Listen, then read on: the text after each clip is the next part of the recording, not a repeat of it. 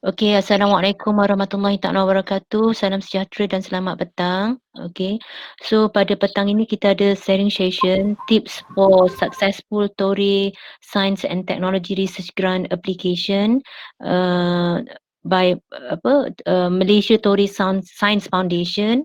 So kita ada dua sebenarnya di UPSI ni penerima ataupun kita katakan grant recipients lah, iaitu pada tahun 2010 dan 2012 Prof Suryani Abu Bakar, dan juga pada tahun 2012 Prof Madya Dr Azmi Muhammad.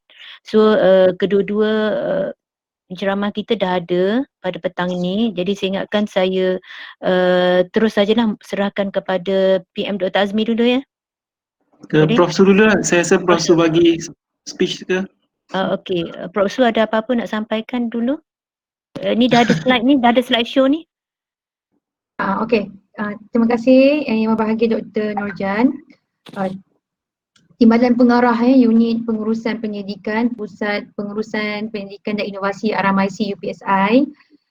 First and foremost, thank you very much to RMIC team for organizing this sharing session tips for successful Tory Science and Technology Research Grant application under Malaysia Tory Science Foundation.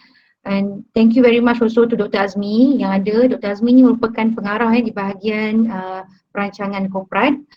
Jadi saya juga nak mengambil kesempatan ni kepada semua yang hadir pada hari ini untuk makluman semua yang menjadi hasrat Universiti Pendidikan Sultan Idris. Sebab kita nampak ramai juga yang dari luar, tak apalah sama-samalah. Saya rasa mana-mana universiti pun sama untuk memastikan universiti ataupun staf-staf kita memperolehi lebih banyak lagi grant-grant dari luar. Contohnya grant swasta, grant industri dan juga grant-grant kebangsaan. Sebab kita tahu grant dalam ni very limited, tak ramai yang boleh dapat. Jadi kita mengharapkan kita sebagai penyelidik tidak mengharapkan semata-mata grant daripada universiti. So ini juga merupakan salah satu pengiktirafan kepada universiti dan juga kepada penyelidik itu sendiri. So alhamdulillah sebenarnya saya nak share juga dengan pendidik-pendidik yang ada, pendidik-pendidik UPSI dan juga yang luar. Kita tahun ni pun telah menghantar sebanyak 173 grant FRGS kepada KPT, kita punya proposal, dan kita harapkan ramai yang dapat, kalau boleh semua dapat. Jadi untuk grant industri dan grant swasta ni kita setakat ini di UPSI kita sehingga tahun 2020 ni baru ada 14. Jadi kita harapkan tahun ni kita dapat sekurang-kurangnya 20 lagi lah grant daripada industri dan swasta. So salah satunya daripada Tory ni lah. So sedemikian juga dengan grant antarabangsa yang kita pun pada jumlah yang agak sederhana untuk UPSI.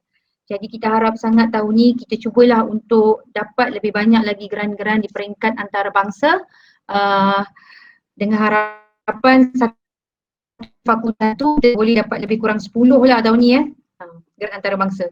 So dengan adanya bengkel-bengkel dalaman seperti ini yang kita dianjurkan oleh pihak RMIC untuk kita memperolehi tip bagaimana untuk kita menawan atau win international grant, private grant serta galakan daripada fakulti dan RMIC untuk kita, kalau tak berjaya tak apa, kita cuba dan kita akan dapat lagi bank-bank proposal yang kita boleh kumpulkan untuk kita cuba pada masa hadapan atau untuk grant-grant lain. Kita mengharapkan kita dapat lebih banyak lagi grant-grant ini. Saya mengucapkan jutaan terima kasih jugalah kepada Dr. Azmi yang sudi untuk share dalam kesibukan untuk menghantar data QS dan juga audit tapak setara yang akan bermula nanti. So terima kasih Dr. Azmi untuk share. So saya hand over to Dr. Azmi dulu. Saya akan bersama-sama dengan Dr. Azmi. Okey. Boleh saya mula ke macam mana? Boleh Dr. Azmi. Okey, boleh PM Dr. Azmi. Sila-sila. Okey, bismillahirrahmanirrahim. Pertama sekali saya nak ucapkan terima kasih kepada PM Dr. Nurjan dan tim bagi pihak RMIC kerana memberi peluang pada saya bersama dengan Prof Suryani untuk berkongsi sikit berkenaan dengar ya? Okey. Okey, berkongsi berkenaan dengan penglibatan ataupun penyertaan dalam Science Technology Research Grant untuk Malaysia Tory Science Foundation. So seperti mana yang PM Dr. Nurjan maklumkan sebentar tadi, sebenarnya saya dan Prof Suryani adalah resipien untuk dah lama lah, saya rasa almost 8 tahun dah. So, tapi saya rasa dalam untuk Tore, untuk di UPSI ni, saya rasa Prof Suryani kira legend lah sebab dia dapat 2 kali, iaitu pada tahun 2010 dan 2012 bersama-sama saya pada 2012. Okey, kalau ikut pengalaman ataupun saya punya experience waktu dapat ni, sebenarnya saya baru saja balik. Putus-putus Dr. Azmi. Terputus-putus? Yang lain dengar ke? Dia tak dengar? Okey, saya dengar. Okey. Dengar? Clear je. Okey, so kalau rejoin balik. Okey, so kalau ikut saya punya pada tahun 2012, sebenarnya saya baru sahaja balik daripada PhD daripada UK. So maksudnya fresh, tak ada grant apa-apa grant. So itu pertama kali join. So saya rasa mungkin pengalaman yang ada tu mungkin boleh sedikit sebanyak, saya rasa mungkin tak banyak, tapi at least boleh membantu rakan-rakan semua. Dan juga saya nampak ada yang pelajar-pelajar pasca siswaza untuk cuba untuk mengisi dan mencintai untuk sains teknologi Tore grant ni. Okay, so kali ikut Prof Suryani dia dah kali kedua lah masa tu, tapi it's a good experience. Okay, sebelum saya mungkin terus kepada cara nak isi ataupun perkongsian apa yang kami dah lalui sebelum ni, mungkin saya cerita sikit pasal berkenaan dengan grant Tore ni. So sebenarnya kalau ikut dari segi nilai, kalau kita tengok pemenang-pemenang lepas daripada dah, saya rasa Tore ni since 1990s, kita dapati sepanjang tahun yang dapat untuk Tore ni mungkin dia tak akan lebih daripada 60,000 lah. Dia maksudnya amount dia agak sederhana. Tetapi kalau kita reflect balik kepada kita sebagai seorang saintis ataupun pelajar pasca siswaza, salah satu yang kita nak adalah kita nak pendidikan kita ni ada benchmarking. Maksudnya mungkin kebanyakan universiti ada yang dari segi amount yang kita perolehi, for example 20k atau 20,000 ataupun 60,000, mungkin setengah universiti tu boleh bagi one off 100,000 macam tu je. Tapi kita jangan melihat dari segi amount, tetapi kita melihat dari segi aspek benchmarking. Maksudnya adakah kita, kalau sebelum ni kalau kita biasa apply 20,000 tu hanya setakat untuk grant pendidikan universiti. Okey, nilainya walaupun sama dengan Tore, tetapi dari segi pengalaman yang kita lalui tu sebenarnya lebih berharga. So maksud saya sebenarnya penyertaan untuk grant Tore ni sebenarnya untuk pelajar rakan-rakan semua, sama ada yang baru ataupun yang lama ataupun pelajar-pelajar pelajar pasca siswaza, sebenarnya jangan lihat pada dari segi nilai duit sahaja, tetapi lihat dari segi nilai ataupun pengalaman yang kita lalui bagi mendapatkan grant tu. Okay, so kalau untuk record sebenarnya Tore ni kalau tengok kat website, in general dia ada 3, Tore Awards, Tore Science and Technology Grant dan Tore Education Award. Okay, so jangan confuse 3 ni. So yang dibentangkan hari ini adalah Science Technology Research Grant Awards. Maksudnya untuk kita dapatkan grant untuk menjalankan pendidikan. Okay, tu yang pertama. Yang kedua adalah sebenarnya walaupun dari segi, kalau saya selalu highlight, kita nampak dari segi nilai tu agak kecil dari segi berbanding dengan apa yang universiti boleh bagi, tetapi sebenarnya recognition ataupun event yang kita lalui tu agak bagus. Bagus untuk pengalaman kita, sebab apa yang perlu dilalui oleh penerima Tore selepas kita dah hantar, kita akan once kita di shortlisted, kita akan melalui satu proses interview. Interview, saya ingat kita akan bila di shortlisted, kita akan dipanggil dalam sekitar bulan 10 atau 11 untuk interview. So interview tu ada dalam 10 orang panel dalam interview tu lah. Seingat saya, kalau betulkan saya Prof Suryani kalau saya terlupa, kita dipanggil untuk defend kita punya proposal dan budget. Then once kita dah selepas interview tu, dia akan finalize kita punya budget, and then dan kita akan attend another ceremony untuk dapatkan CJ, di mana majlis tu akan dihadiri oleh Duta Jepun dan juga Menteri MOSTI untuk dari segi penyampaian. So dari segi penyampaian, maksudnya apa yang kita lalui tu, once kita dapat CJ tu, kita rasa macam berbaloi sangat dapat. So dari segi berbanding dengan FRGS, Geran Pendidikan Universiti, dia tak ada event-event bagi dari segi award, ceremony awards tu. So tapi Tore ni dia macam recognize kita punya as a recipient. So kita ada satu majlis khas yang akan diadakan untuk kita terima tu. So which is a good experience lah. And then sebelum kita tengok, mungkin saya bagi mukadimah lah dulu. Kemudian kita ada paper clipping berkenaan dengan pemenang-pemenang pada tahun-tahun tersebut, di mana kalau setiap tahun once kita disenaraikan sebagai pemenang, dia ada satu paper clipping lah maksud dalam newspaper. So is kalau untuk pelajar-pelajar pasca siswa, it's good for your CVs. Itu yang saya nak highlightkan. It's not only for the lecturers. So kalau those rakan-rakan ataupun pelajar pasca yang nak join, so ingat bila once kita dapat, is a good recognition, is a good benchmarking pada kita sebagai you all punya researcher dan CV, dan baguslah kalau once you all nak minta kerja nantilah. Okay. Alright, this is sijil yang akan diperoleh ya, sort of lebih kurang macam ni. Yang ni Prof Suryani punya lah, saya punya dekat school saya tak boleh ambil sebab PKP ni. Okay, alright, so saya terus pada what is the general criteria for the Tore. So it actually agak simple je dia punya. Kalau kita go through their website, so there's about 6 criteria. So dia fokus kepada yang academician, yang akademia, ataupun yang researcher, atau even not limited pun for academia, tapi for postgraduate students. So geran ni akan berfokuskan kalau waktu kami untuk penyertaan khusus pada 35 tahun ke bawah.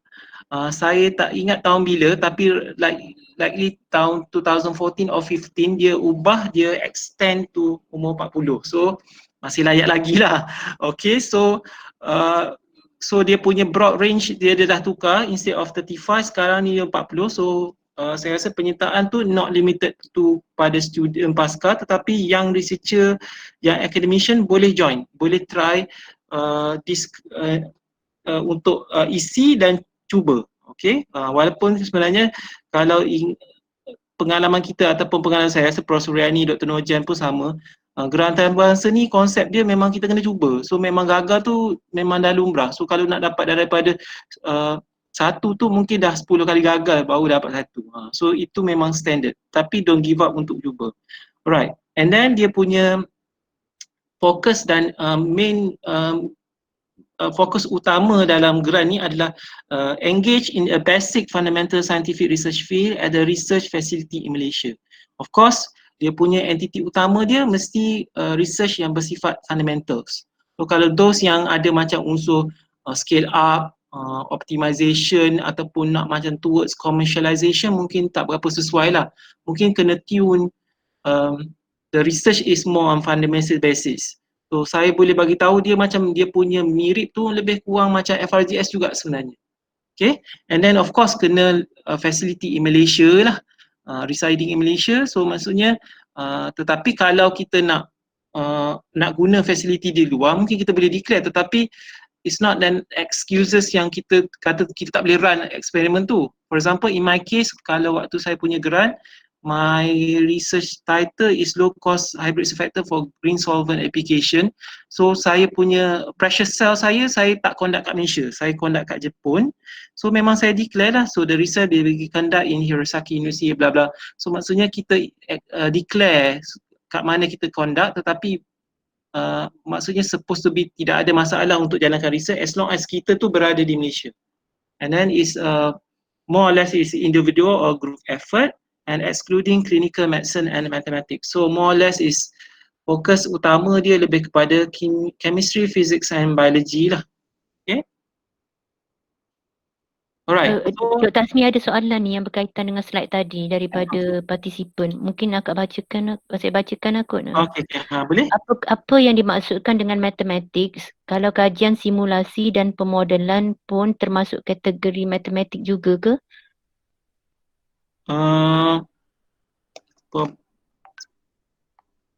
Kalau tak seingat saya, kalau fundamental lah kan, dia mesti fundamental. Cuma saya rasa the best way untuk nak nak make sure kita sama ada kita punya tu boleh ke, you try to go through all the since 90, seingat saya 1994 dia punya grant to introduce 93, kena go through the title yang dah selalu biar dapat. So itu one of the best way kalau kita nak study kita punya tu style of the title ke, kita try. So far seingat saya waktu kami memang tidak ada mathematics lah. So far medicine yang ada tu yang banyak biology tu daripada private lah. Biology, chemistry or material science boleh. Mungkin kalau bidang tu matematik ke?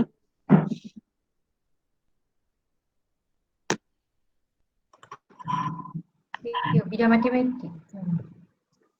Yang tanya, siapa yang tanya? Bidang tenaga. Bidang tenaga. Saya rasa boleh. Cuma you have to tune your title, jangan nampak modeling yang ke arah matematik, pure mathematics. Dia kena relate dengan chemistry, physics and biology.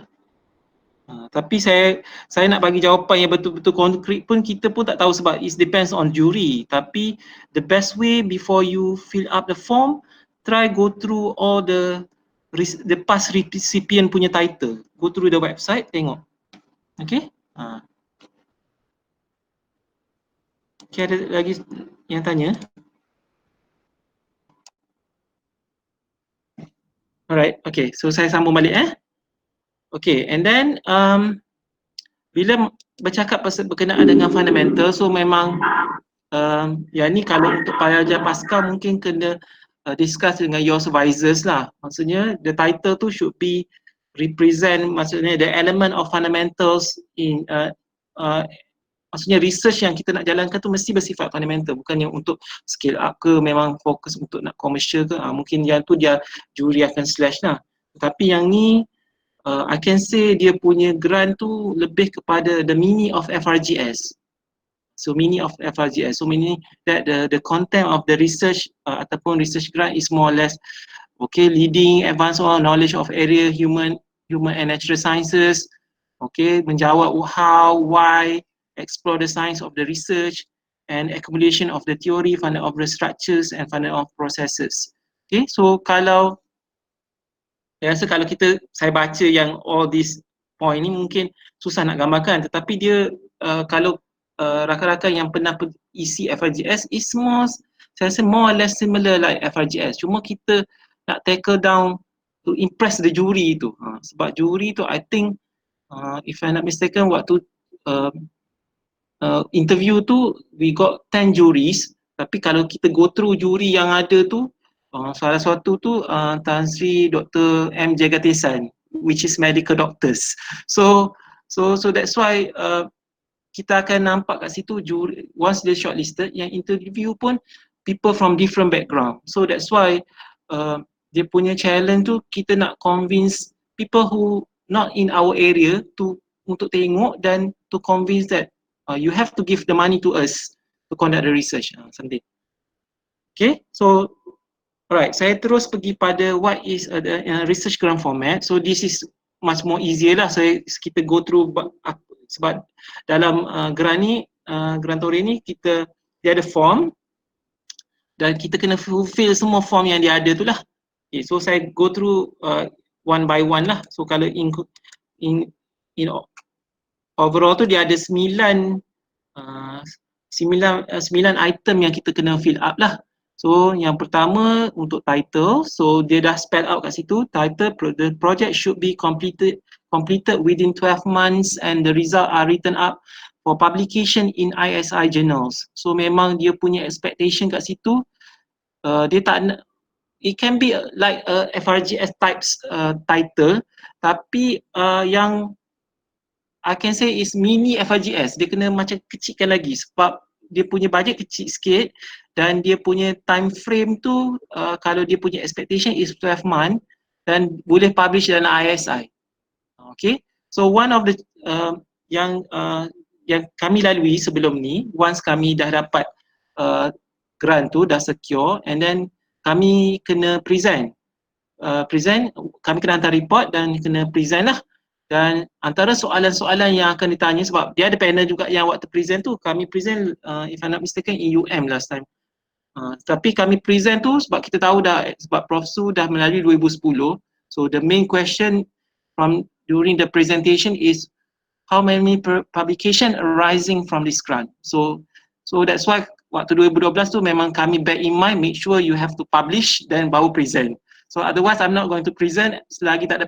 So when you put the title tu, you kena plan sort of yang publishable supaya bila dia tengok kat situ tak adalah projek ni 2 tahun pun tak siap. So kita kena play around with the project supaya title tu macam FRJS juga, tetapi yang bila tengok tu tak adalah macam nampak mengambil masa yang lama. Okay, and then second one is the purpose of research. Okay, for purpose of research consists of the objective, statement, hypothesis in about 3 till 400 words. So yang ni memang space dia agak limited, purpose of research. So yang ni dia hanya bagi general saja, tapi yang nanti saya akan tunjukkan. So basically saya letakkan dalam untuk purpose of research is research background, saya letakkan sedikit literature sikit and then objectives. Okay, that one is 300 till 400 words. And then the third one is the desired amount of research grant, which is up to 60k. Alright, so untuk amount ni memang pemenang-pemenang dia mungkin berubah-ubah. So macam kalau kita tengok go through the website, the recipient tu ada yang tempat pertama tu ada 60k, ada tahun tu 30k dia paling tinggi. So it depend on the jury, tapi maximum shilling yang dia boleh bagi untuk per individu, per research proposal is 60k. So waktu kami we have to be realistic lah. So sebelum waktu saya isi tu memang saya tengok dulu recipient, previous recipient semua dapat on average 30, 40, 30. So saya decide waktu saya tu 35 je. So I have to be realistic that time. So saya kata tak nak too ambitious 60k, tapi otherwise nanti kalau kita letak bukan kata tak confident, letak terlalu tinggi, tapi itu sebenarnya bergantung pada kita. Tapi kalau if you manage to convince the jury with 60k, yes, go ahead. But sometimes you have to tengok trend, the previous winner tu berapa yang estimation tu. So on average is between 20 till 40 lah. To be honest, be more realistic. Kita waktu sebentar urus setia. Urus setia, ada satu lagi link, ada 15 orang peserta dalam tu tapi tak ada link yang salah. Okay, kami dah suruh dia masuk sini dah. Dan minta dia orang masuk sini. Okay. Okay. Okay, thank you.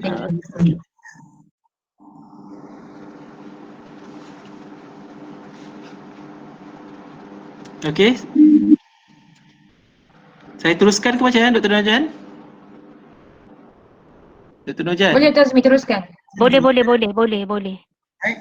And then number 4 is outline of research plan, methodology. Okay, number 5 is purpose of use of research grant. So you have to cascading 60k tadi, berapa yang unik kepada 3 bahagian, which is cost of equipment, consumable, cost of equipment like glassware. Okay, so yang kedua ni consumable more or less chemicals lah, and then other expenditure. And then number 6 is past research experience and achievement, which is okay, the jury or the panel want to see our track record lah. So sometimes untuk yang postgraduate, so that's so you can put anything yang you setakat ni you ada yang dah publish ke ataupun ada involvement dengan exhibition ke, okay.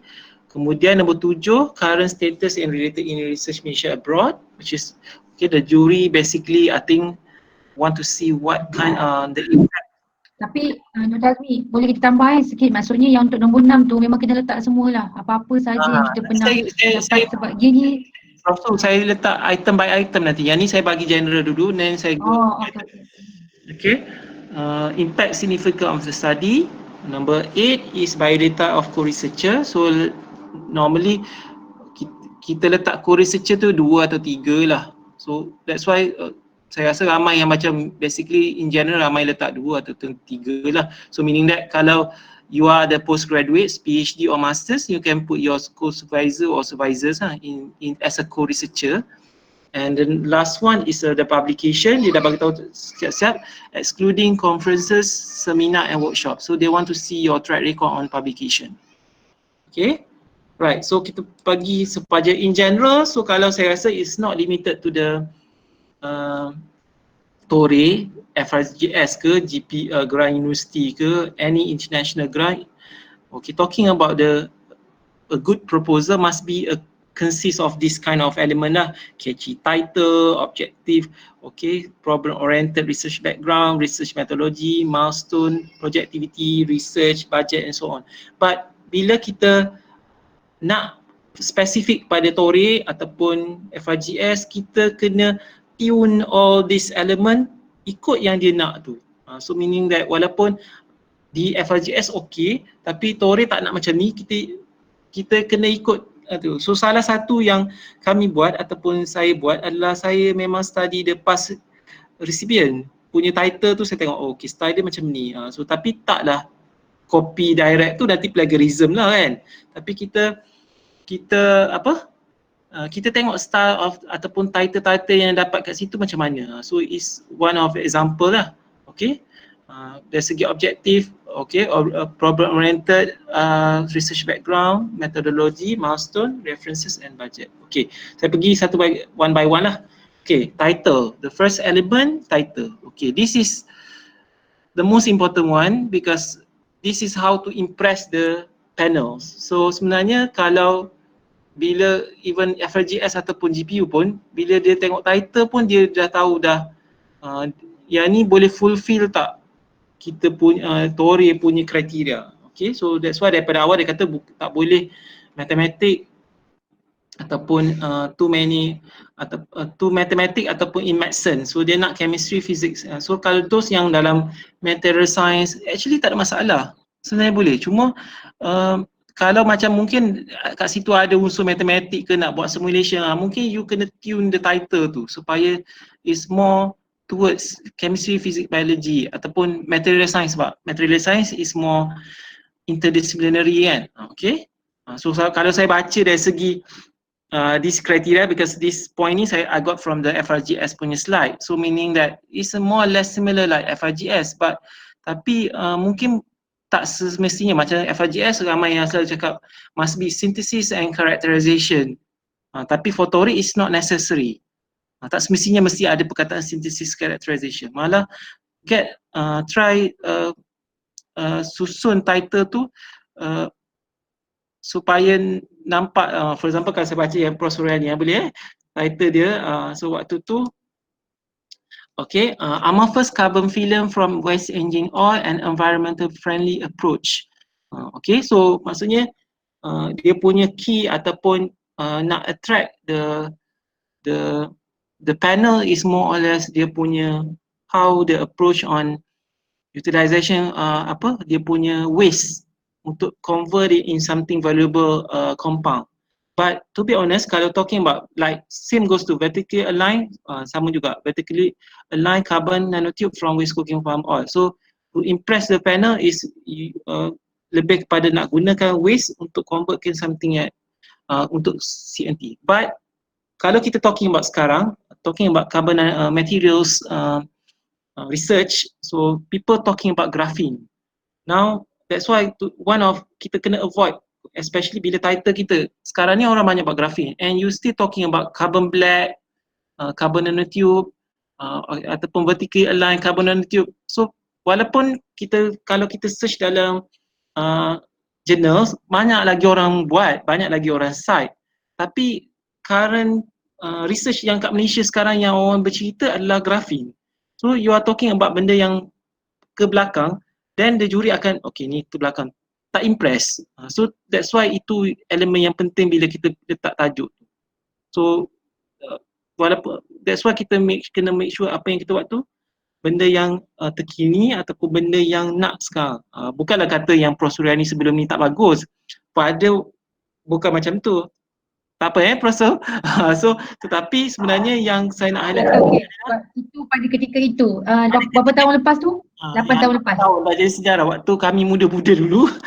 Okay, so pada ketika itu carbon nanotube memang glamour, top, boom. Semua talking about carbon nanotube. Then after all, since graphene dah naik, graphene pula dah replace dan orang dah slow down carbon nanotube. So if you talking about still writing a proposal, tulis lagi carbon nanotube, bukannya haram ke tak boleh, tapi actually tu juri akan kata ni dah outdated.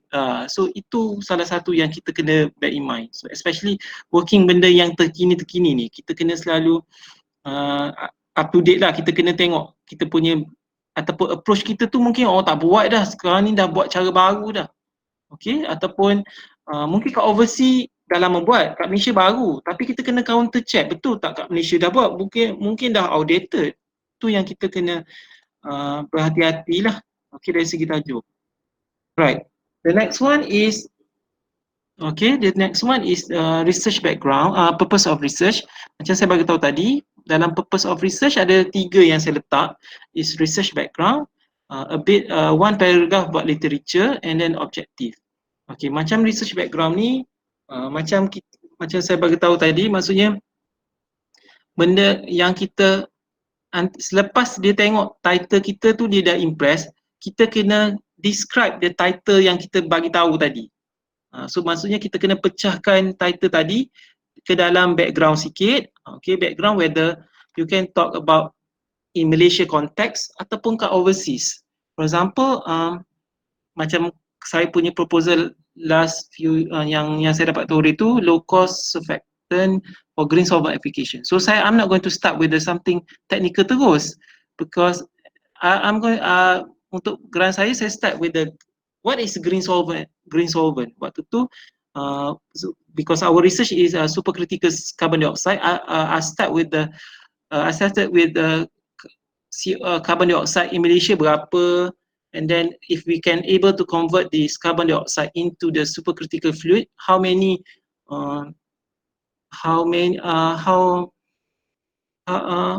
if we can able to convert liquefy the CO2 kat Malaysia ni yang pencemaran alam ni, kita collect and dia boleh fill up the Petronas Twin Tower dalam masa 2 jam.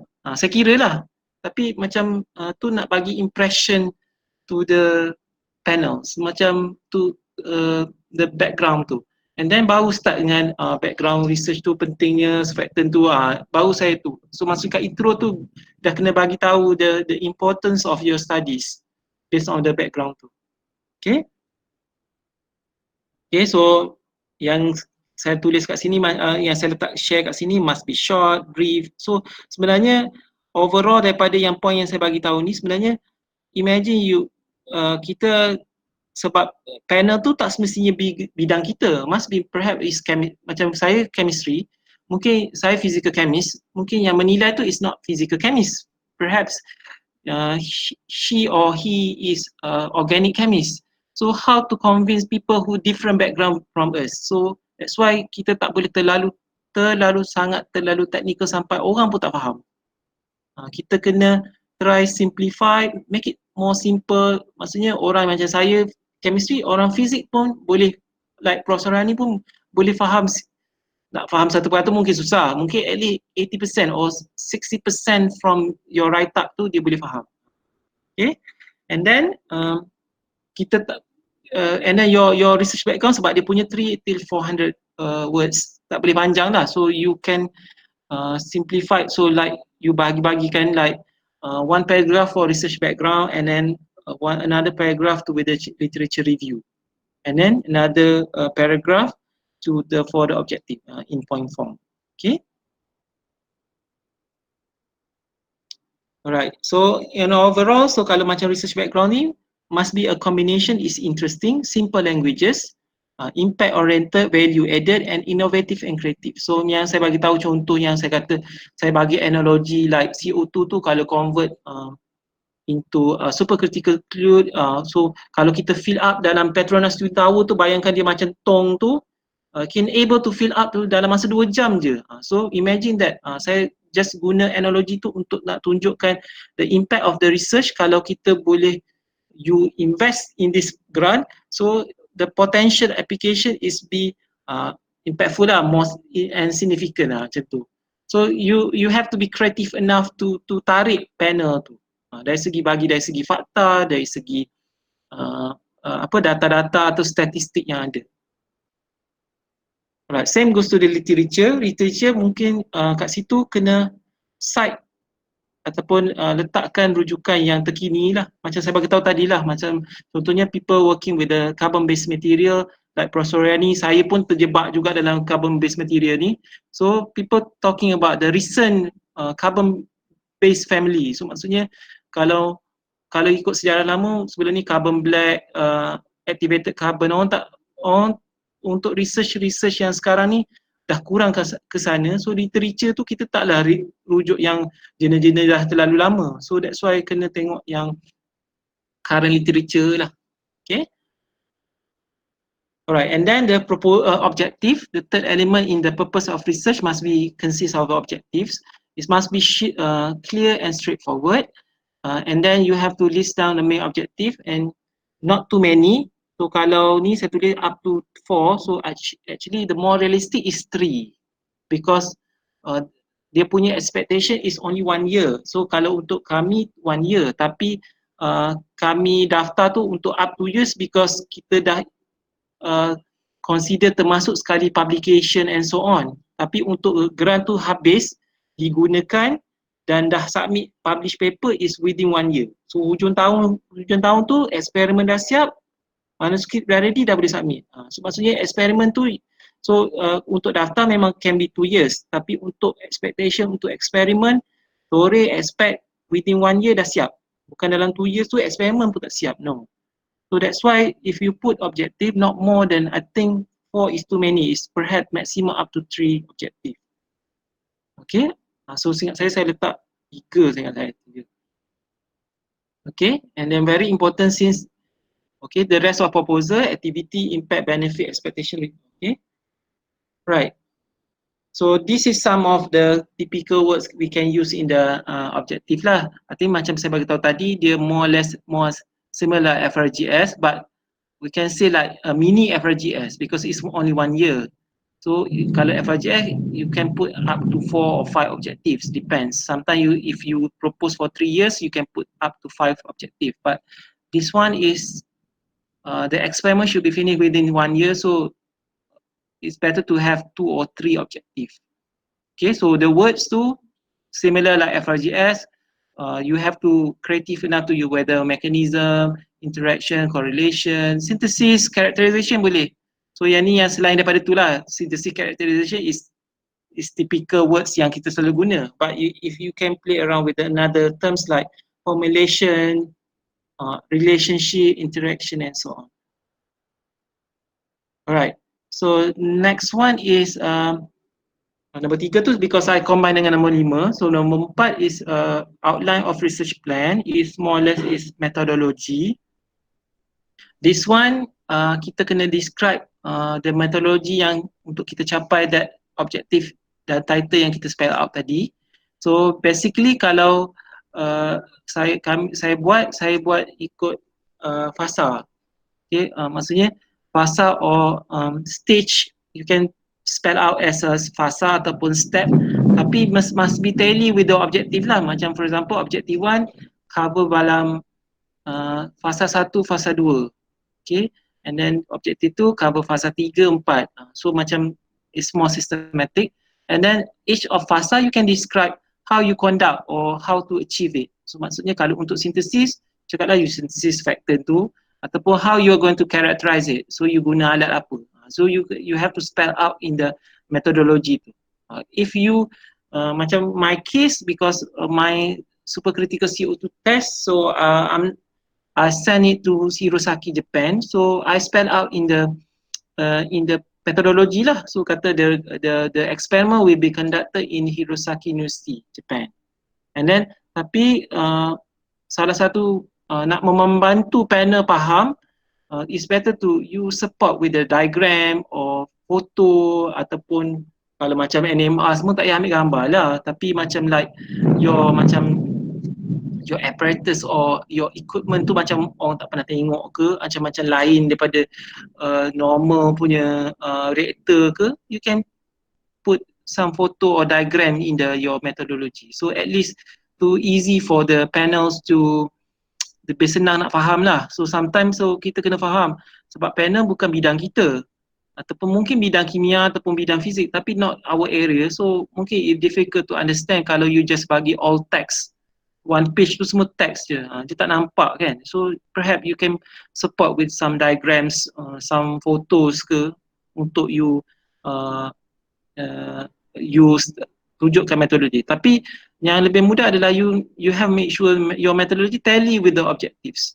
Maksudnya, so itu biasa yang selalu saya buat lah. So saya akan tallykan metodologi tu with the objective. So phase 1, phase 2, phase 3, phase 4, so sampai habis with the methodology. So supaya dia senang nak tallykan objektif ni dah terjawab through this methodology.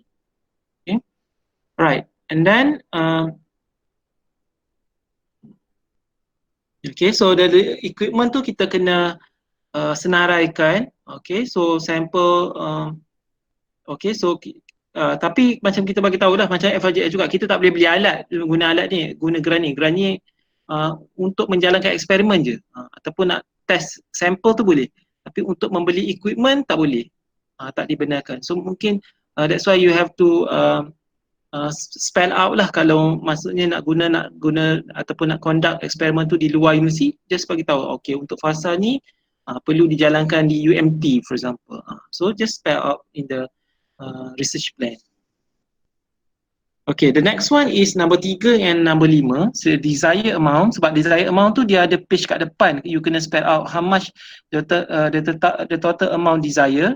And the number 5 is proposed use of the research grant, so you have to cascade your amount tu lah.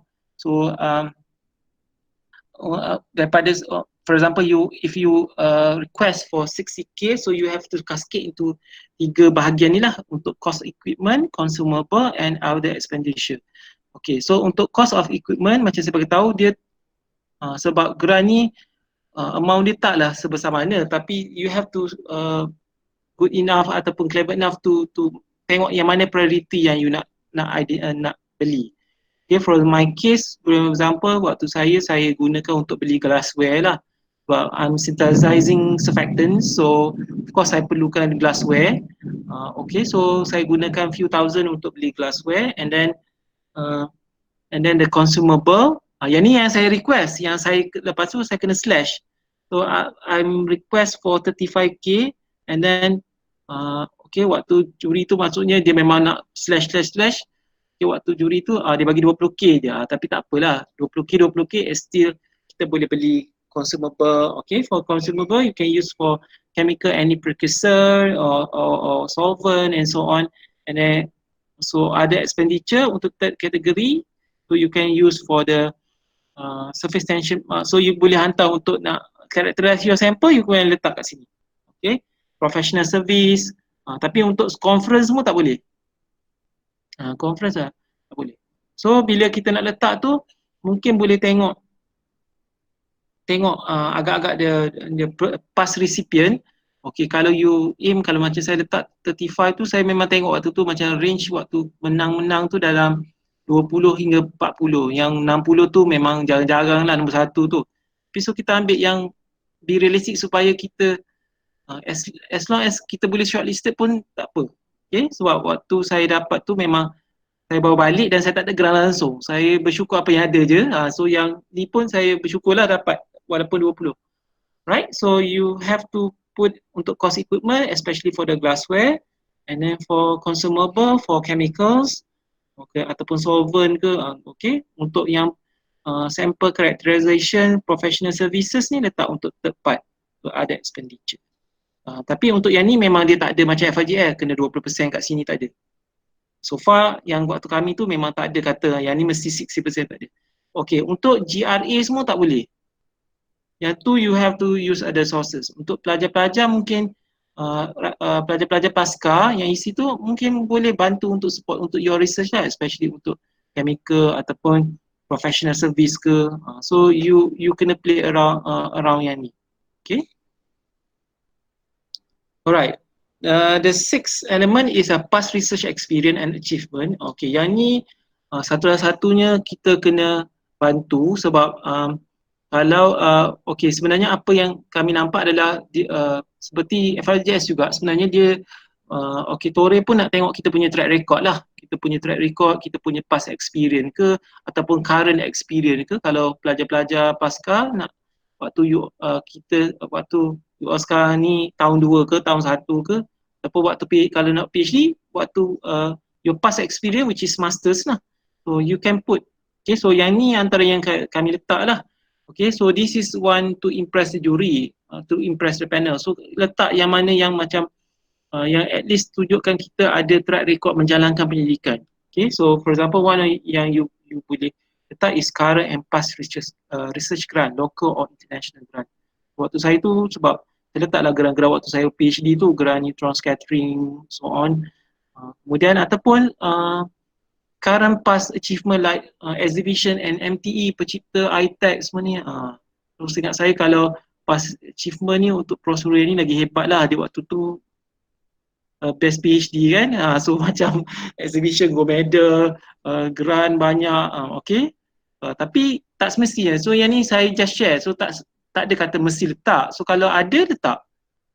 And then number 3 boleh letak referee peer review articles ke. So that's why I think for rakan-rakan pensyarah boleh galakkan kita punya pelajar untuk start to peer review articles. So it's a good practice. So at least kalau pelajar-pelajar kita dah start peer review, so dia dah ada experience. Tak kisahlah whether it's not necessary ISL, Elsevier and so on. Tapi kalau grant-grant ataupun jenis artikel dalam ke, tapi it's a good training especially for PhD student. So sebab waktu saya belajar dulu pun my supervisor pun dah start suruh peer review articles. Okay, so this is you can put as a dalam form tu to shows that your achievement ataupun aktiviti R&D yang kita dah jalankan sebelum dan semasa. And also you can put current and past award or newspaper or highlights yang waktu sebelumnya lah, ataupun yang pernah join peserta 3-minute thesis, boleh letak je. As long as to at least ada dalam CV kita activity in related with the R&D. Alright, and then seterusnya the next element is current status of related research in Malaysia and abroad. And this is same goes to like FRJS kan. Kalau kita perasan dalam FRJS dia nak policy related government policy semuanya kan. So yang ini saya rasa lebih kurang sama sebenarnya. Kita apa yang saya jawab dalam tu adalah try tengok dalam impact of maksudnya research yang kita buat, apa sumbangannya pada Malaysia ataupun abroad. Okay, so kalau saya punya past proposal sebelum ni adalah saya buat surfactant for CO2 tu, saya highlightkan lah macam yang tadi, yang CO2 tu impact dia guna, dan supercritical CO2 tu saya buat tu memang digunakan dalam enhanced oil recovery. So saya kaitkan dengan Malaysia salah satu pengeluar petroleum. Okay, so kalau teknologi di Canada or US memang dah guna enhanced oil recovery techniques using supercritical CO2. So saya bagi tahu kat situ, okay, this development of disinfectant untuk microemulsion CO2 ni boleh membantu dari segi utilization of enhanced oil recovery supercritical CO2 method in Malaysia. So macam boleh bantu Petronas, Shell untuk guna this method lah. So saya cuba anchorkan apa yang saya buat tu dengan impact kat Malaysia lah, berguna untuk Petronas for example. Okay, so in your case, so kalau macam research, try to anchor with your, at least with the NKRA, niche area, government policy. So for example, for our research with Prof Suryani, especially in graphene, kita tak boleh lari daripada National Graphene Action Plan 2020. Walaupun tahun ni 2020, tapi graphene based activity mesti support the National Graphene Action Plan. So kalau you're talking about your research, try to anchor with anything with a government agenda ataupun come up with the fact and figures yang to support the, especially Malaysia lah. So kadang-kadang kita tak boleh kata walaupun teknologi tu kat Malaysia, kat negara lain tu dah buat, tapi kat Malaysia tak pernah buat. So mungkin boleh, it's a good introduction kat Malaysia, tapi kita kena cuba anchorkan kat Malaysia base lah. Okay, supaya bila panel tengok, at least the research yang kita buat tu sooner or later akan dapat impact juga nanti. Okay, so try to study sikit. Kalau rakan-rakan pensyarah mungkin dia tak aware, saya rasa pelajar-pelajar pasca mungkin go through websites in MOHI, KPT punya website, same goes to MOSTI punya website, some policy-policy yang saya rasa kita boleh anchorkan. Okay, so kalau for example, kalau kami Graphene Groups ni, National Graphene Action Plan lah, so far tak ada lagi plan government policy lain yang baru lah, so far kami guna yang tu. Tapi yang lain, NKAA ataupun anything yang government punya interest, try anchor your research tu. Then it must be more impactful bila you tulis. Okay, and then nombor 8 dan nombor 9 is biodata researcher, co-researcher ni kita kena include kan. So normally kalau if you are academician, you can put up to, biasanya saya tengok ada 2 atau 3 lah co-researcher yang ada. So biasanya co-researcher tu 2 ataupun 3. Waktu kami tu 2 lah kami letak. And then if you are postgraduate student, you have to put your supervisors lah. So supervisors, maximum each of, bukan maximum semua sekali, maksudnya setiap co-researcher tu maximum 4 pages. Alright, and then last but not least is a publication. Yang ni boleh letak your track record publication semasa dan waktu yang you dah tengah buat publication yang daripada previous grant ataupun previous research lah, ataupun semasa yang you dah publish letak.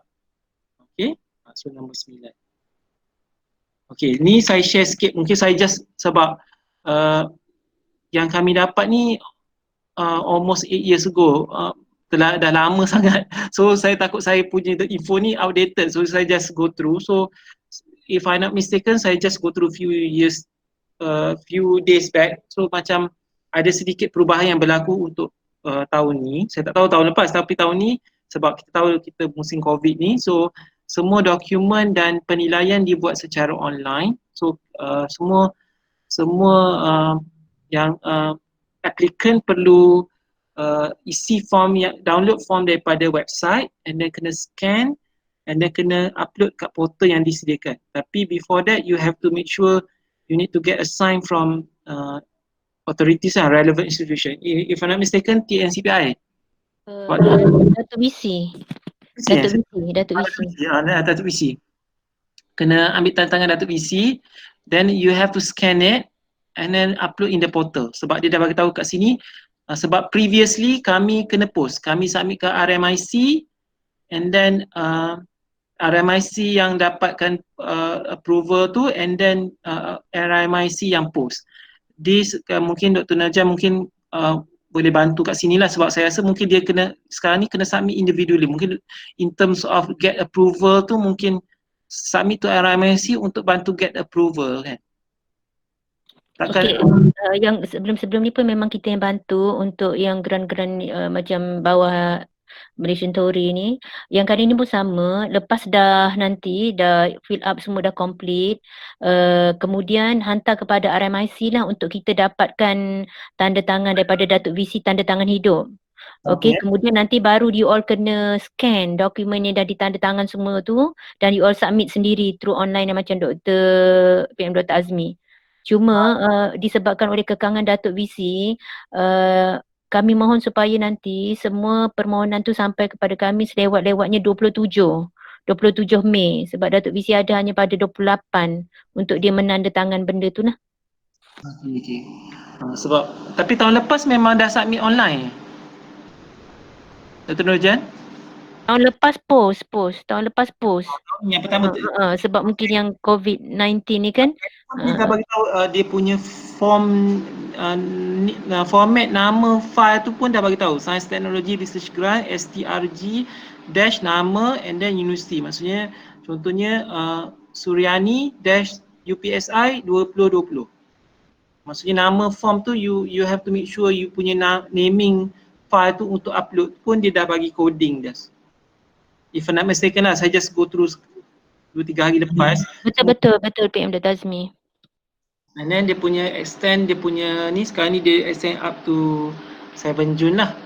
Tapi hopefully daripada yang saya bagi inform, daripada perkongsian yang saya bagi sedikit perkongsian ni, at least rakan-rakan pensyarah ataupun pelajar-pelajar pasca boleh cuba. Sebab sebenarnya tak mustahil sangkut.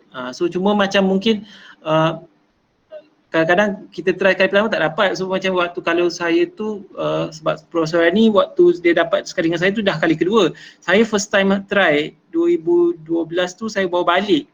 So saya memang cuba je. Saya tak tahu, saya tak guide, saya tak ada guide, tapi kita cuba je. Maksudnya rezeki tu kalau ada rezeki insya-Allah kalau dapat. Tapi at least cuba tu perlu ada. Maksudnya try tu. Okay? Saya rasa mungkin itu saja daripada saya. Mungkin Prof Su nak komen apa-apa ke? Okey, Prof Su ataupun ada satu soalan ni daripada participant. Okay. Hi Dr. Azmi and Prof Su, I have a couple of questions. Number one, how did you manage this grant since the amount of this grant is relatively small and no stipend for RA? Yang kedua, how did you spend time with the experiment to obtain research data beside heavy teaching load? And how should I go about this application if the postgraduate student who is currently working under a research grant to obtain MSTF grant to enhance her CV? Any tips or any advice? Daripada Dr. Eddie. Dr. Eddie daripada mana Dr. Eddie? Dr. Eddie daripada mana? Daripada UiTM. Terima kasih Dr. Eddie join kita pada sesi petang ni. Okey, yang soalan yang pertama tu sebenarnya dari segi amount tu memang sedikit. So kalau waktu saya dulu saya ada satu grant dalam 10,000. Waktu grant dalam 10,000 and then saya start dengan saya gunakan duit JRA guna grant dalam tu. So untuk Tore ni memang that's why kalau untuk depends pada Tore semata-mata memang susah sikit sebab you need to get a student untuk conduct the research.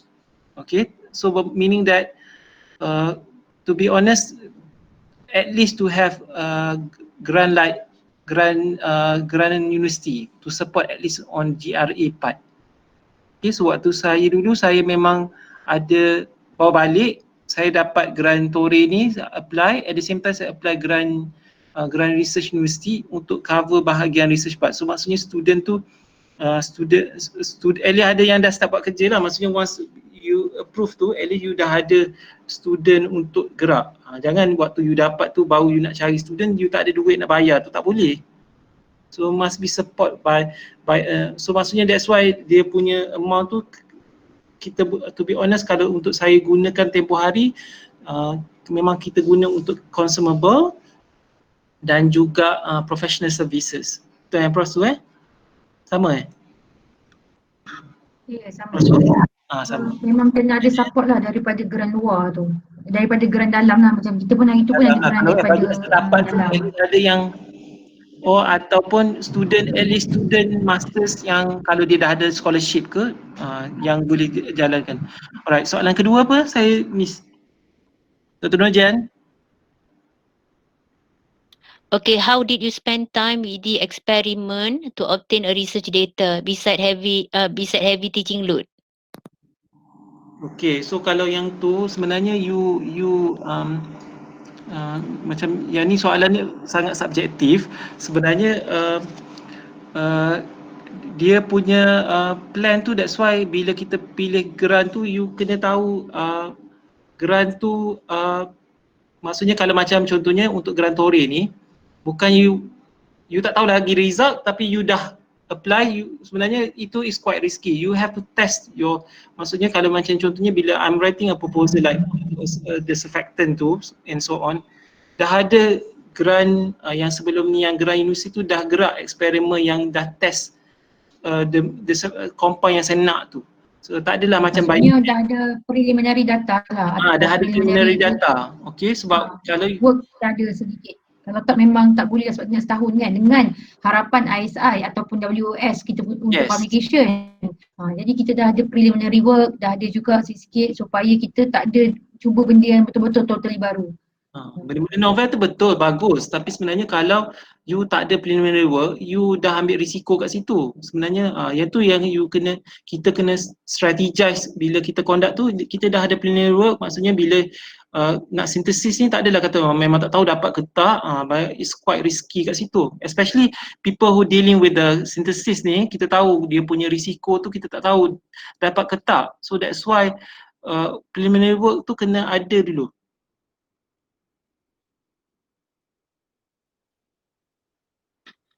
Okay, kalau macam Dr. Edi cakap tadi, maksudnya kalau macam sebab title tu you tak boleh sama dengan FRGS ataupun copy paste ni. Cuma kalau untuk saya kata, to be honest, kalau macam to support your research grant untuk grant pendidikan universiti ke ataupun part of the FRGS, saya rasa boleh. Tapi dia tak boleh nak you buat exactly benda yang sama tapi dua grant yang berbeza, no. Mungkin extension daripada grant-grant yang kecil tu kan, kita ambil untuk grant Torre ni, extension dia daripada tu kan, sebab saya pun basically yang untuk sebelum ni saya dah buat untuk minyak-minyak yang lain, so extension daripada tu kita tambah top up dengan grant Torre yang amount sikit. Tapi dia tukar compound tu, so maksudnya okay, so maksudnya dia dah ada, tapi must be with the preliminary work. Jangan ambil risiko macam by the end kita tak tahu result macam mana kita apply. So kita, sebab dia punya time frame tu pendek. And then kita memang kita tahu bahawa presentation tu soalan dia how many publication. Dia tak tanya go medal berapa, dia tak tanya. Dia tanya berapa publication. So kami tahu dah soalan tu yang dia akan tanya. So that's why kita kena strategize, maksudnya macam for example in my case the grant tu saya more untuk jadi satu paper, one project. Maksudnya tak boleh macam parameter banyak, tak boleh. Maksudnya untuk satu parameter yang dipublish untuk satu paper, untuk satu paper. Maksudnya tak boleh lah sebab 20,000 je. Tapi the rest yang lain saya guna untuk maksudnya waktu tu support by GPU lah waktu tu, grant pendidikan universiti. Tapi satu paper come out from that. Tapi nak kata macam-macam mana nak maintain the data dengan publication tu, sebenarnya dengan workload, sebenarnya kita faham semua pensyarah memang ada beban mengajar and so on. Tapi macam kalau macam like us, kalau once you dah pegang portfolio, pegang jawatan ataupun, that's why yang tu kita kena balancekan dari segi itulah. So kalau macam saya my case, sebab saya dah pegang jawatan, saya tak boleh supervise ramai-ramai. Saya memang supervise sikit-sikit je. Sebab saya nak fokus my student tu seorang-seorang. So and then tu yang pertama. Yang kedua, dari segi accessible, dari segi alat. So macam for example, in my research area, so some of alat tak ada kat Malaysia. Okay. Okay, sekejap. Okay, so for example alat tu tak ada, so you have to be smart enough, get more contact. That's why kita sometimes kena pergi conference ke, ataupun waktu you supervisor kat UK tu you ada kawan-kawan, so that's why you kena maintain the link supaya you tak ada HRTM kat Malaysia, you boleh hantar Australia. Kalau you tak ada tu, you hantar Japan. So that's, I use that kind of strategy lah untuk, sebab kita tahu bahawa kalau kita ada HRTM ke apa benda, kena beratur panjang ataupun kita kena hantar prosedur tu complicated. Then I have to use that kind of strategy to get help from my friend abroad to get access like high scientific instrument like macam HRTM ke, so ada yang saya hantar ke Jepun, saya hantar ke Australia sebab tak ada kat sini, ataupun kat sini harga dia mahal. So saya jimat cost dari segitulah, so dengan amount tu. So you have to get more networking lah untuk get dengan kalau memanglah kita tengok amount tu sikit, so that's why dari segi amount tu you have to appreciate amount tu, guna betul-betul je. So sample pun macam sometimes kita tulis paper contohnya kalau kita buat macam kita sintesis like graphene semua for example, it's not necessary UHRTM semua benda. UHRTM yang the most insignificant je. That's why you have to smart to optimize the money that you have. So bukannya professional service tu guna sampel, maksudnya kalau postgraduates our student, walaupun student kita kata nak run banyak ni, kita tengok dulu prioritizekan which supaya duit yang digunakan tu kita fully utilize yang betul-betul untuk paper je. Yang additional nanti untuk paper je. Fokus pada to complete one manuscript guna this grant. Macam tu. Okay, ada lagi yang yang ni tadi mungkin dah menjawab soalan Dr. Eddie tadi. Can it be used to sponsor part of the experiment in FRGS grant? Maknanya yang grant Torre ni tadi boleh tak digunakan untuk sponsor part of the experiment in FRGS? Tapi Dr. Najam, bear in mind, mungkin Dr. Eddie bear in mind bila FRGS tu acknowledgement dia kena nombor 1 kan. So that's why you kena identify kalau you ada like FRGS, you ada 3 paper ataupun projek ni ada sikit support story, tapi mungkin you allocate 1 untuk story tu, which acknowledgement tu story nombor 1. Yang lain tu FRGS, because if you sebab kalau garis panduan pendidikan FRGS, acknowledgement untuk FRGS mesti nombor 1. Kalau tidak, it's not counted as a part of output. Betul tu. Kena be careful on that. Okay, soalan daripada Dr. Eddie lagi ni tadi. How should I go about this application if a postgraduate student who is currently working under a research grant to obtain MSTF grant to enhance her CV? Any tips or advice? Okay, sama dengan soalan ni tadi juga ke? So, supervisor kena apply or student is better? What is your advice? Okay, so sebenarnya dia ada pro and cons lah. Pro and cons bila kalau kita suruh student, especially kalau kita suruh student masters, mungkin on CV part tu mungkin susah sikit. Okay, sebab dia dalam salah satu elemen yang kita kena letak tu is track record, the CV past experience. So kalau especially bila kita suruh our master student, dia baru je buat masters and then dia tak ada lagi CV, tak ada publication, tak ada grant lagi, tak ada. Okay, so mungkin susah sikit lah. So kalau macam mungkin budak pelajar PhD waktu master dah ada CVs, mungkin boleh, kalau if you got your PhD student which is waktu master dia dah ada PhD publication and some CVs, some involvement, mungkin boleh suruh pelajar. But if you got your student yang fresh, yang mungkin baru, mungkin CV dia tak berapa strong, mungkin I recommend pensyarah isi dulu. Mungkin dia ada pro and cons, but ada waktu ketika kami dulu tu bukan kami lah, kami memang kami present, kami tulis, kami present sendiri. Ada like few yang recipient, ada yang interview tu orang lain, yang terima macam sort of saya tak pasti, tapi mungkin dia dah ada MOU dengan supervisor dia. Maksudnya waktu tulis tu submit, tapi waktu defend the proposal let supervisor yang defend. Boleh juga. Ataupun you kena nego dengan student. So saya rasa to be honest, if you got fresh student, postgraduate your fresh student, maksudnya mungkin CV dia tak pernah ada paper lagi, mungkin let you tulis ataupun you yang submit on behalf of the lecturers, much better. But if student tu PhD, dia dah ada experience. Okay. Dr. Azmi ni ada lagi soalan daripada Dr. Adibah. Okay. Is there any penalty if publication is after the deadline of the grant? Ataupun is it dia kata is it necessary for accepted ke only submission status? Which one is necessary? Dia macam waktu seingat saya, betulkan saya Prof Su, saya takut lupa, Susan Lim je dia minta waktu yang sekretariat tu Puan Susan Lim, sebab waktu kami, so memang waktu hantar report dia minta very short report je, sebab dia nak tahu publication. Maksudnya kalau seboleh-bolehnya accepted, sebab waktu presentation tu itu soalan tiap-tiap tahun dia akan tanya how many publication arising from this project. So dia tak ada penalty so far, ingat saya tak tahulah ada yang tak siap ke apa, tapi so far waktu yang kami present tu semua siap lah, cuma sama ada yang cakap belum accepted lagi. Sebenarnya boleh je sebenarnya kalau kita dah siap, cuma belum accept tu, kita boleh request dengan sekretariat, mungkin nak present tu lambat sikit ke, presentation tu lambat sikit tak apa, tapi report final tu kena hantar on time. Tak ada penalty. Tapi memang lebih eloknya memang publish lah. Publish. Dua kali saya present, kalau tak ada publication tu memang kena jugalah ya. Kunyah tu maksudnya sebab itu kita dah sedia maklum tentang keperluan grant sebelum kita apply. Sebelum kita apply dia dah beritahu dah kita nak ni, nak tu, nak ni. So sebelum tu tak, memang kalau boleh kita tak nak dengar macam kita kata Excuses. belum ke, kita tak nak dengar lah benda-benda tu.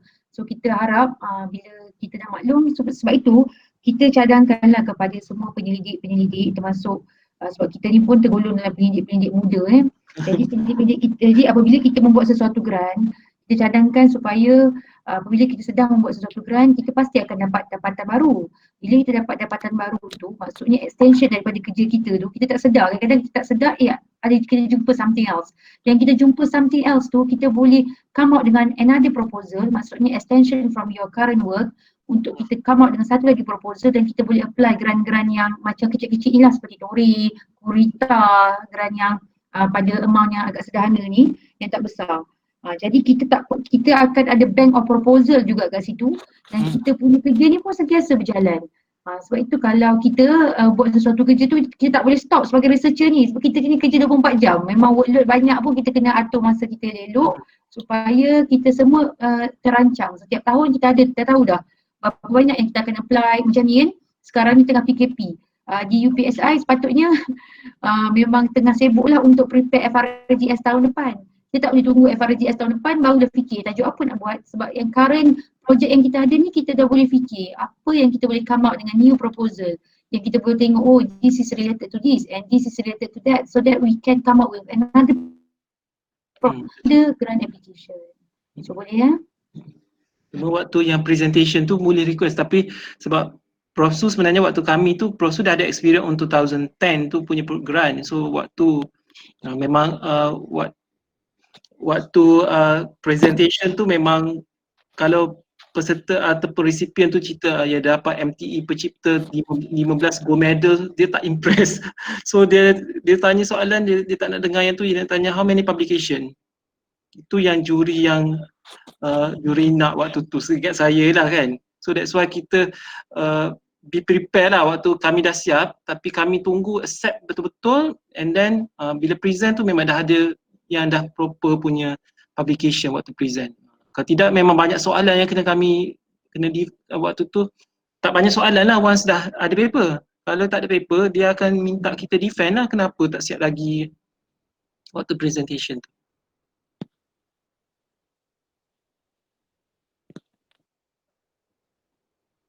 Saya buka lagi kepada soalan jika ada atau Prof Su nak tambah.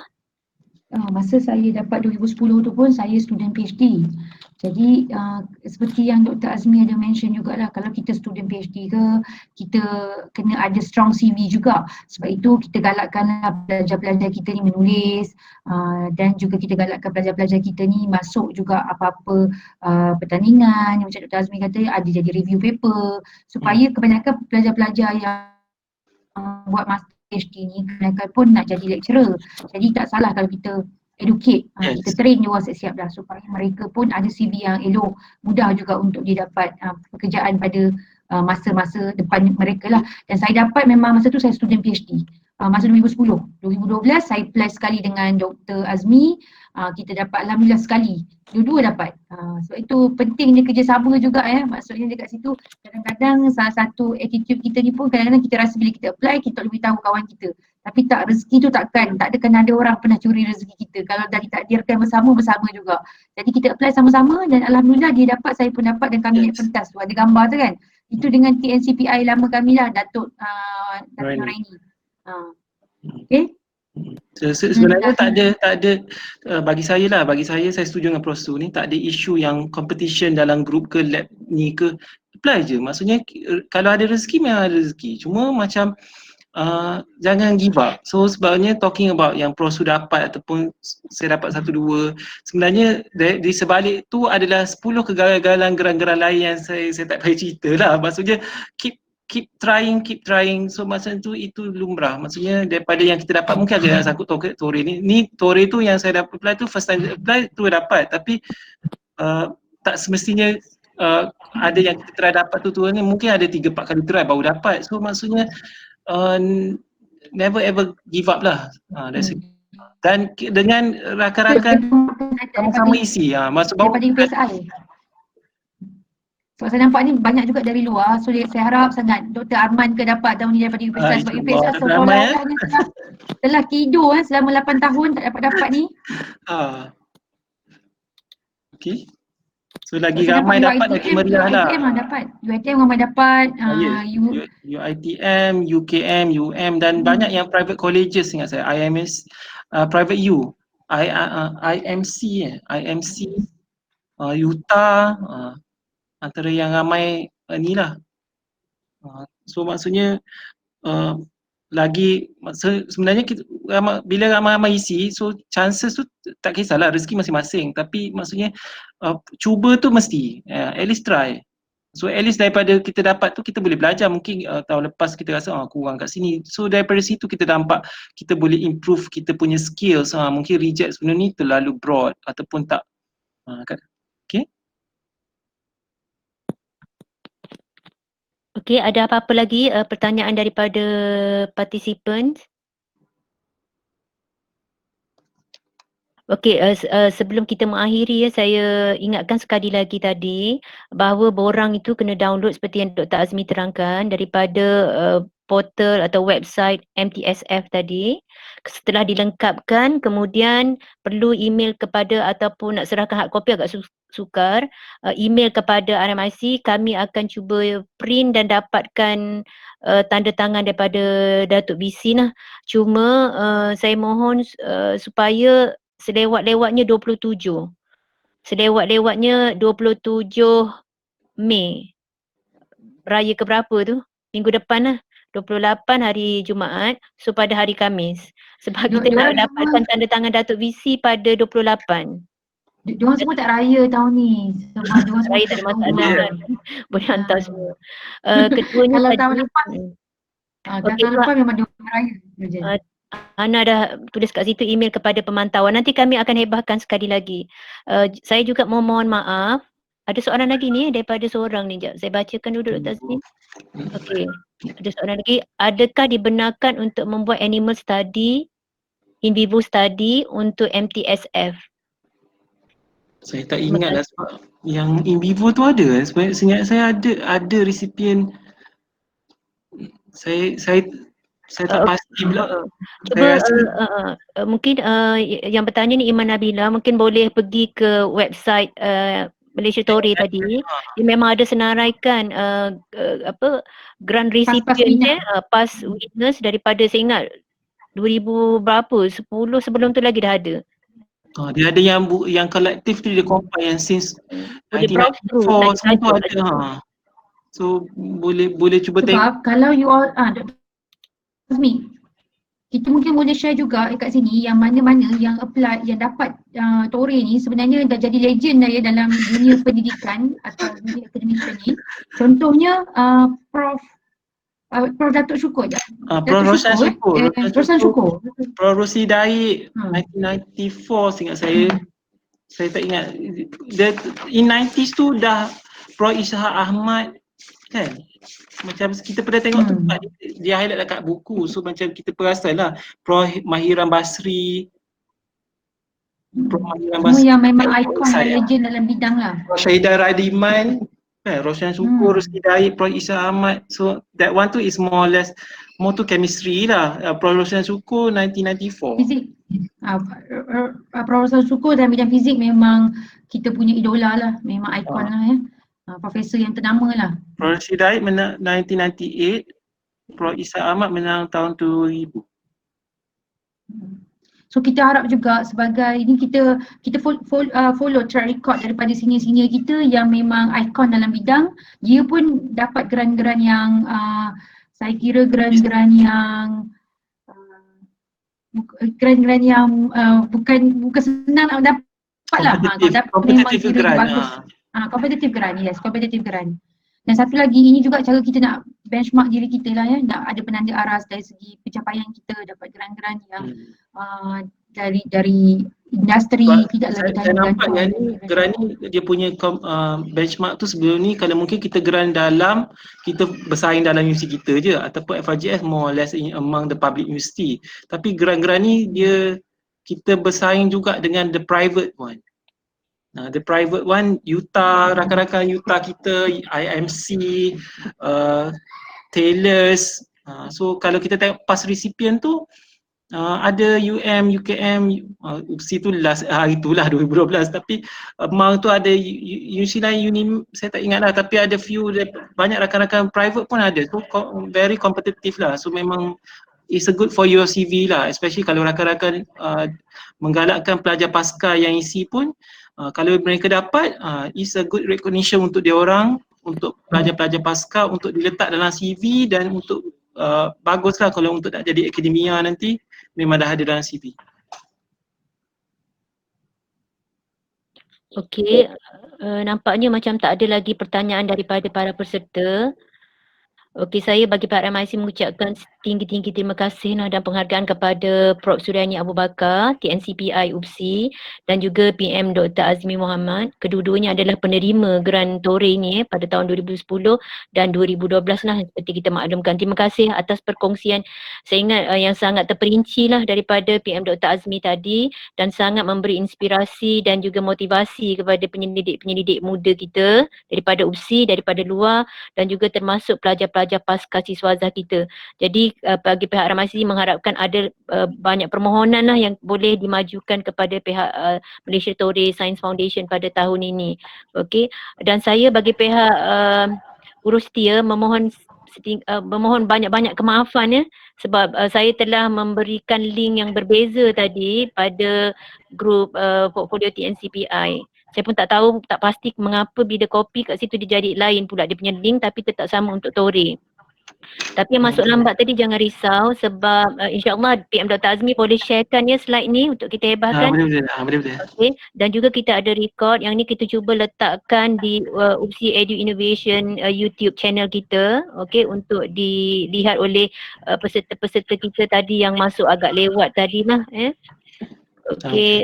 Okey, saya rasa itu saja sesi perkongsian kita pada kali ini. Bagi Pak Ramaisi, saya sekali lagi mengucapkan ribuan terima kasih kepada kedua-dua Prof. Su dan juga PM Dr. Azmi serta semua para peserta kita daripada UPSI, pensyarah kita daripada luar, juga pelajar-pelajar pasca siswazah lah, ramai tadi daripada UMC, daripada beberapa universiti yang lain. Saya ucapkan ribuan terima kasih pada semua. So saya ingat itu saja.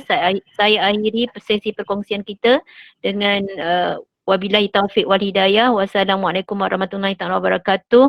Selamat menyambut Hari Raya Aidilfitri pada yang tak berapa hari lagi.